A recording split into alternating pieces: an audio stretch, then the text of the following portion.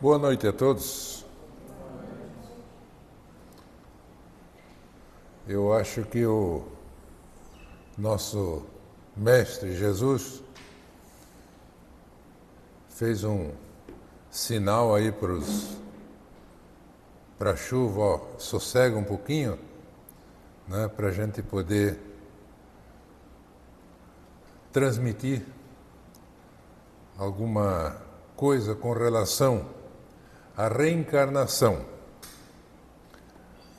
O título sugere Rumo ao Infinito.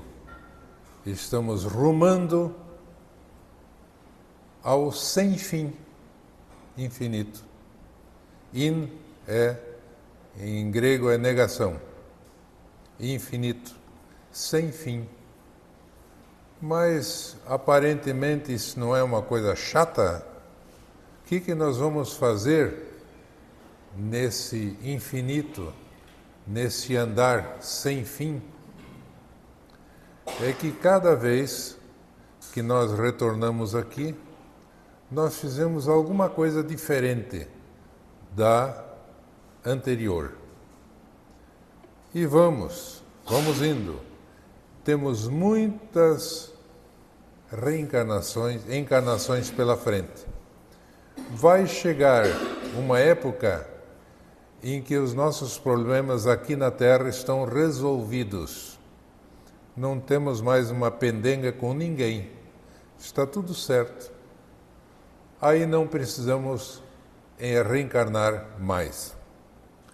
Daí nós estaremos à disposição do nosso Mestre para alguma missão especial, né? Por enquanto, nós não temos a missão comum, que é com relação à nossa família, à nossa sociedade, nossos vizinhos, nossos filhos, etc. Então, eu me baseei editado pela FEB, Espiritismo, uma nova era, do Richard Simonetti. Peguei um capítulo que achei sugestivo, onde ele faz várias colocações sobre as reencarnações. Imagina-se, diz ele, que falar sobre reencarnação no meio espírita é ensinar o Pai Nosso ao vigário. É o que nós falamos todas as palestras, de alguma forma, fala-se em reencarnação. Realmente é o ponto crucial. A reencarnação, ela acaba resolvendo todos os nossos problemas, do passado, do presente, e vão sendo resolvidos gradativamente. Princípio básico, presente em todos os temas doutrinários, em todos os raciocínios que fazemos sobre a vida humana. Falar sobre a vida humana sem falar em reencarnação não tem mais sentido para nós.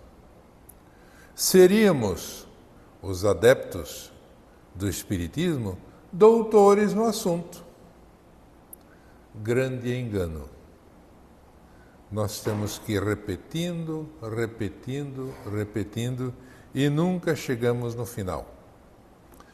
Confrades pouco afeitos ao estudo alimentam dúvidas sobre essa lei natural que preside a evolução do espírito. Então, existem muitos espíritas também que não conseguem compreender ou acreditar ou aceitar a reencarnação. Isso porque nós passamos séculos, desde 550, se é que fomos católicos na época, a partir dali nós não ouvimos mais falar em reencarnação. A Igreja medieval aboliu essa ideia.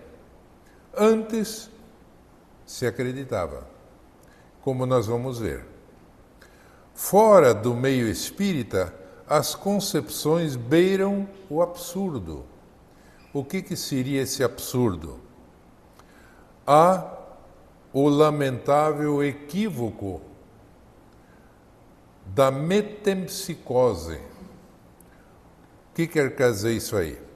O espírito reencarnaria nos reinos inferiores, então envolvendo a fauna e a flora. Pessoas más reencarnariam no coitadinho do sapo, de alguma cobra venenosa, algum ser bem inferior.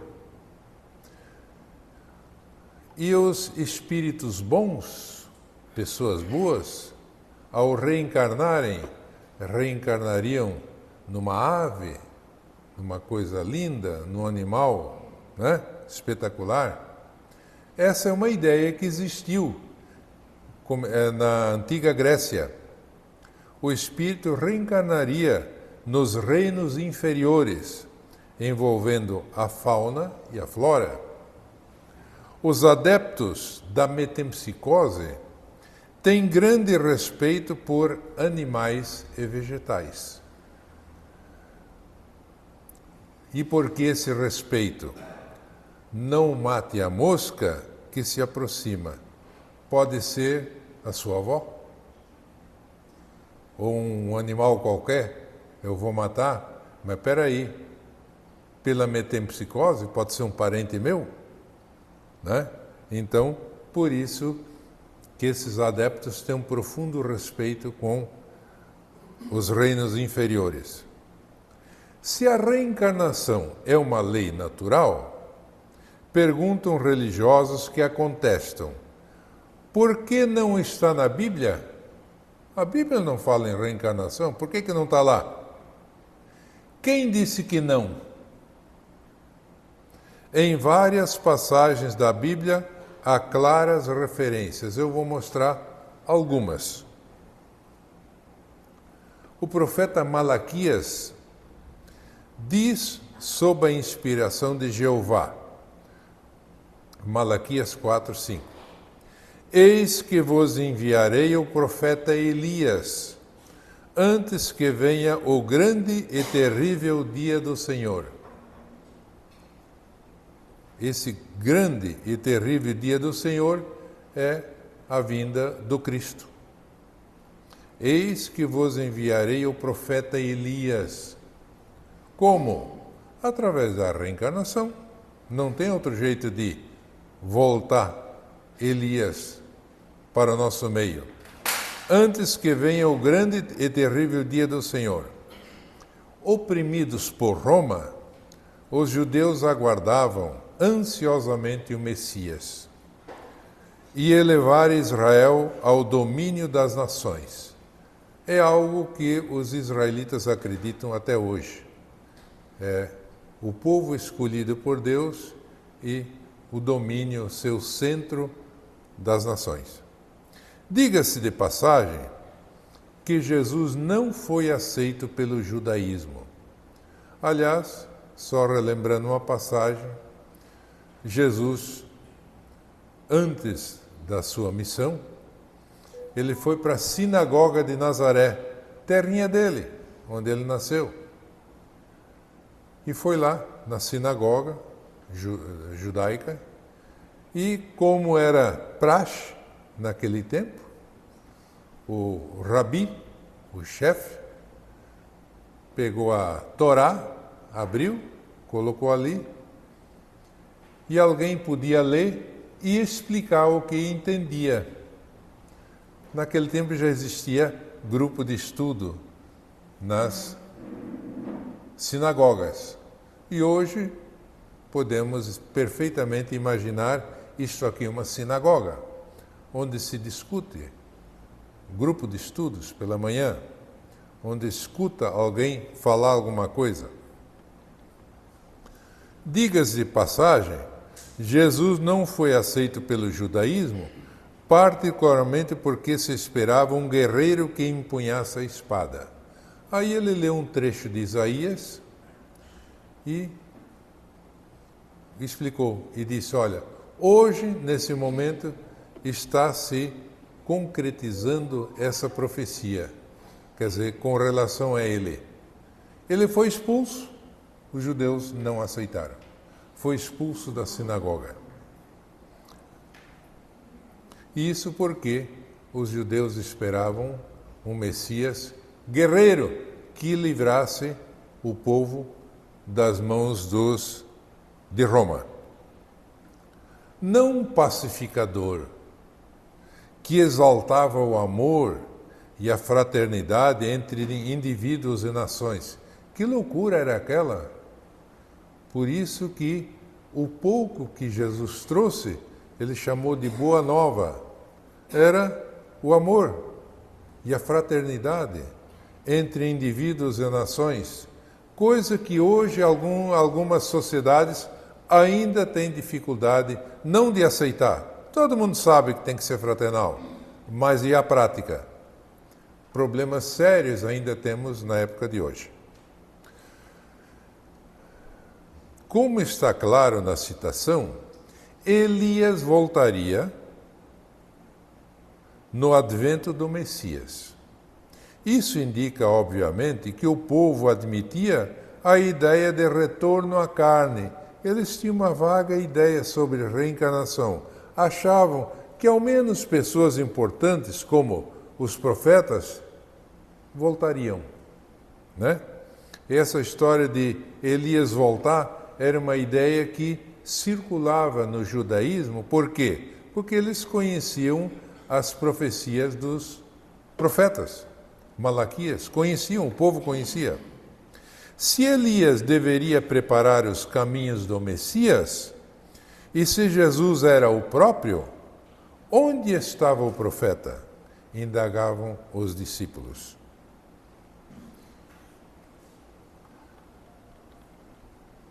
E essa passagem aí aconteceu no Monte Tabor, quando Jesus convidou Pedro, Tiago e João, que sempre estavam com ele, na intimidade dele, subiram ao monte e lá se transfigurou diante deles. E eles viram Moisés, o Cristo e Elias, o Cristo conversando com os dois profetas, que já tinham desencarnado fazia tempo. Então, descendo a montanha, eles começaram a questionar o Cristo sobre como é que é esse Elias? Vem ou não vem? Como é que se processa isso? Certamente Elias virá primeiro e restaurará todas as coisas, vai colocar as coisas no seu devido lugar com relação ao Messias. Mas digo-vos que Elias já veio e não o conheceram. Lógico, ele nasceu, que era João Batista. Ninguém reconheceu que era Elias, mas o Cristo confirma. E não o conheceram, mas fizeram-lhe tudo o que quiseram.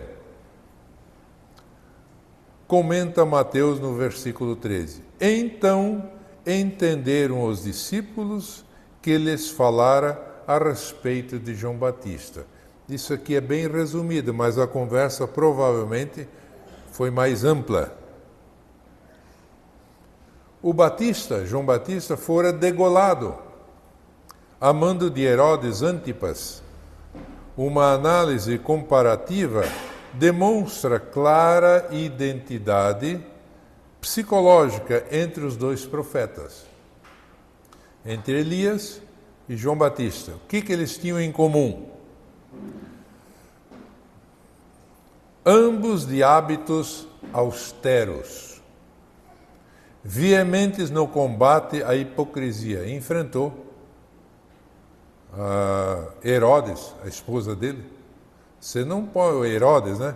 Você não pode fazer o que você está fazendo, né? Pegando a esposa do teu irmão. Rigorosos nos seus julgamentos, dava de dedo. O resultado foi preso e degolado. Eram o mesmo espírito. em roupagens diferentes. Há a célebre passagem relatada por João, no capítulo 3, quando Nicodemos, um doutor da lei, convida o Cristo para ir até a sua casa. Foram jantar juntos, mas Cristo já sabia o que Nicodemos estava se preocupando, com qual era a preocupação dele. Nicodemos, um fariseu simpatizante da nova doutrina, admira-se quando Jesus lhe diz que para ganhar o reino de Deus é preciso nascer de novo. Mas como assim nascer de novo? E pergunta: como pode um homem nascer sendo velho? Poderá voltar ao ventre de sua mãe e nascer de novo? A pergunta de Nicodemos. Ele sabia que tinha que renascer, mas como é que se operava isso? Jesus explica que quem reencarna é o espírito imortal, não o homem perecível. Ele acaba dizendo: o espírito é como o vento, sopra onde quer, ouve-lhes a voz, mas não sabe para onde vai. Está passando por você. Você não sabe teu filho, teus filhos, de onde que vieram, que passado que tem, estão com você, você está ouvindo a sua voz, mas também não sabe para onde vão, qual é o destino deles. Né? Assim é todo aquele que nasce. Ante a perplexidade de Nicodemos, que encontra dificuldade para entender o ensinamento, o mestre ressalta: Ué, és mestre em Israel, doutor da lei, e não sabes dessas coisas? Ele pegou no pé do Nicodemos. E por que pegou no pé? Diz o autor, na Cabala, um tratado filosófico religioso judeu, conhecido apenas pelos iniciados. A Bíblia comum todo mundo conhecia a Torá, mas existia lá uma literatura secreta chamada Cabala, que só os iniciados, pessoas que entendiam do assunto, tinham acesso. Assim como na Idade Média, a Bíblia era vedada ao povo. Estava na mão da Igreja Católica, nos mosteiros, faziam as traduções, adaptações e tudo mais, mas o povo não tinha acesso. Né? Mais ou menos igual. Apenas pelos iniciados está enunciado o princípio da reencarnação. Daí a observação de Jesus. Como doutor da lei, ele conhecia a Cabala, devia conhecer. Nicodemos deveria saber. Então, Nicodemos, em outras palavras, levou um puxãozinho de orelha. Eu acho que você não estudou o que chega. Devia ter estudado isso aí. Há ainda o célebre encontro de Jesus com um cego de nascença. Isso é espetacular, isso aqui. Quando os discípulos perguntaram, Jesus curou o cego de nascença. Rabi, mestre, quem pecou, este ou seus pais, para que nascesse cego? Eles sabiam que quem nascesse cego com algum problema físico ou mental era algum problema anterior. Isso sabiam. E perguntaram para o mestre: Rabi, esse cego de nascença, quem é que errou? Foi ele mesmo ou foi o pai dele? Essa indicação evidencia que os cristãos admitiam uma vida anterior. Né? Então era uma crença. A suposição de que ele pudesse estar pagando débitos de seus pais revela que não tinham ideias muito claras sobre o assunto. Imaginavam que os filhos pudessem ser castigados pelos pecados paternos. Como registrara Moisés na tábua dos 10 mandamentos da lei. Punirei os pais. Agora me esqueci a frase correta. Está na tábua da lei. Ainda li esses dias. Punirei os filhos, afinal, até na terceira e quarta geração daqueles que me aborrecem. Quer dizer, não sabiam direito como é que funcionava isso aí, mas nós sabemos. A partir da terceira ou quarta geração, eu aqui, nasço depois, como neto, eu já posso, ser o dono, estar pagando aquilo que eu fiz agora, não dos meus pais, mas eu, neto, como avô. Então, só que eles não tinham essas ideias muito claras.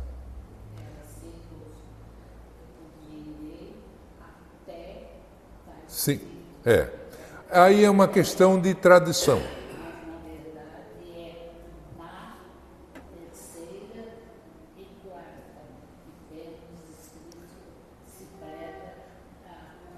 Até, foi a tradução que foi colocada erradamente, que é na terceira ou quarta geração, é mais para frente. Exatamente, bem isso aí. Responde Jesus: nem ele pecou, nem seus pais, mas isso aconteceu para que se manifestem nele as obras de Deus. Opa, como assim? Nós sabemos através do Espiritismo que pode ser assim. Não necessariamente seja pagamento de conta, de dívida. Vamos ver. Há quem estranhe essa resposta, considerando que nossos males mais graves são consequência de más ações pretéritas. Sabemos que nem tudo. Regra geral, sim. Colhemos os frutos de nossas semeaduras. Como diz o Cristo, a cada um segundo as suas obras. Lei de causa e efeito. Para aprendermos o que semear. Semeamos errado, vamos colher errado. Caprichamos na semeadura, provavelmente colhemos bem. Mas toda regra tem exceções. Há espíritos que escolhem determinadas situações, não por débito ou comprometimento com as leis divinas, mas porque desejam realizar um trabalho ou submeter-se a uma experiência que lhes pareça importante. Então, ao escolher aquela missão, ele diz para os que organizam a sua reencarnação: eu quero me ver livre disso aqui, para que não me atrapalhe, para começar a família. Não obstante, geralmente enfrentam atribulações por escolha pessoal. Francisco Cândido Xavier é um exemplo. Lidou com o sofrimento desde que nasceu, convivendo com dificuldades e dores. Tem aquela história, Ele tinha glaucoma, que ele tinha muitas dores. Lá pelas tantas, o Bezerra de Menezes, que era médico, tinha sido médico, apareceu para ele: escuta, quer que eu cure melhore essa sua vista? Aí ele disse: não mexa na minha vista. Isso aí eu já estou acostumado com ele, já estou acostumado com essa dor, aí eu convivo perfeitamente. Se você me curar isso aqui, vai me aparecer alguma outra coisa que eu não conheço. Então deixa como está. Olha a opção dele. Porque sabia que a dor e a dificuldade são instrumentos que o ajudavam a manter a fidelidade aos seus princípios e aos compromissos assumidos. O Divaldo passou pela também experiência, é só ver a história da vida dele que é interessante. Chico é o exemplo típico de alguém que se sacrifica não por comprometimentos pretéritos, mas para favorecer a manifestação das obras de Deus. Ele fica em segundo plano, não quer aparecer. Ressalte-se que a dor incomoda, mas é preciso guante. Essa história de mão de ferro, pesquisei, achei, é uma luva de ferro que os medievais usavam para dar um tapa em alguém e já desmontava, né? Daí vem a mão de ferro, a história da mão de ferro, que nos estimula a seguir em frente nos caminhos da renovação. Algo como diz o poeta inglês Robert Browning: caminhei 10 quilômetros com o prazer. Ele tagarelou o tempo todo. Falou muito, sem nada me ensinar. Caminhei 1 quilômetro com a dor. Ela não falou nada, não pronunciou uma palavra, mas quantas coisas aprendi, quando a dor foi minha companheira. Né? O poeta, eu tirei alguns. O poeta Castro Alves, nosso poeta, ele ficou famoso com aquele poema Vozes da África, quando ele estava no tempo da escravidão, falando para acabar com a escravidão. E daí ele fez o poema Vozes da África.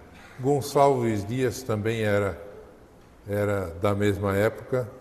Então, só que eles tinham já ideias já diferentes. O poeta Castro Alves, em psicografia de Chico Xavier, no poema Marchemos, do livro Parnaso de Além Túmulo, edição da FEB, é o primeiro livro do Chico Xavier, Parnaso de Além Túmulo. Eu não sei quantas poesias, mas acho que é uma centena de poesias de poetas de todos os matizes, né? Então, eu peguei aqui alguns trechos, porque é comprido, né? Para nós finalizarmos as nossas ideias de hoje. Há mistérios peregrinos no mistério dos destinos que nos mandam renascer.